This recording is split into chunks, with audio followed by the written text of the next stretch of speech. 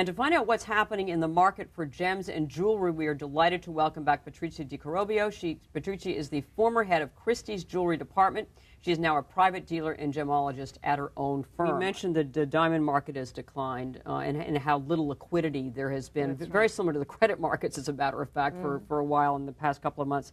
So what about the secondhand jewelry market? How has that held up? It has done, I would say, much better than the diamond market. Right. We still have seen a decline in trading and a decline in prices. But I would say maybe if I say 20% at the most in decline of prices, and not always. And in decline of trading, everything is slower.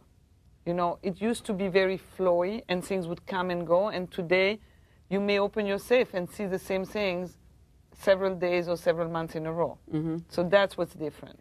Now the financing, I'm assuming, has also dried up, right, for dealers? Definitely. Right. But I would say in this industry, a lot of people are not financed. So the ones who are not financed obviously are the best off because they can open the safe and feel at least they can look at pretty things and know they own them and know that if they need the money is there. It may not be as much, but it certainly is there. There is no doubt in your mind. Yeah, exactly.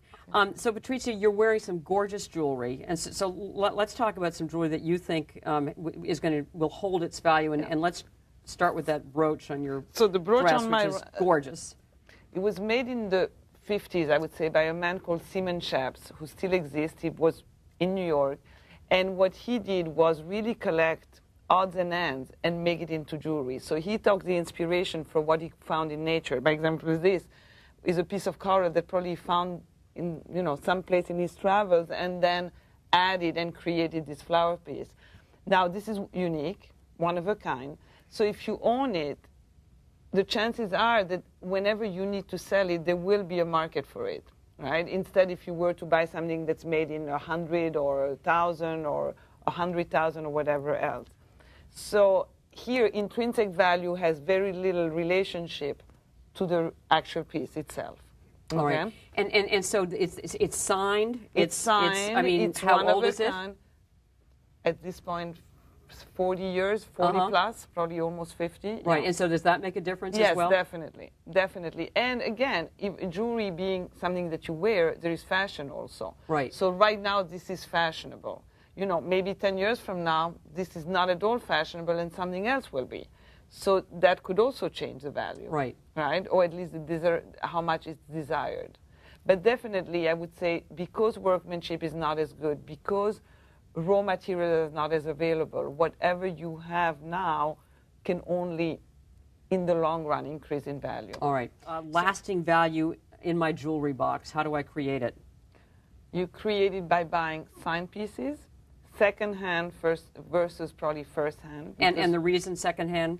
And the reason second-hand is because when you buy it, you don't pay for the full value of the workmanship. And because you buy, in general, unique or much rarer. So the long term will be faster. All right. And the other thing is you should love it. And the other thing, you should definitely love it and want to wear it. What are you better off with, a piece of jewelry or a piece of paper in your hand, right? Good. Exactly. Do you understand this? I don't. Or use the extra income to buy some jewelry. No question about it.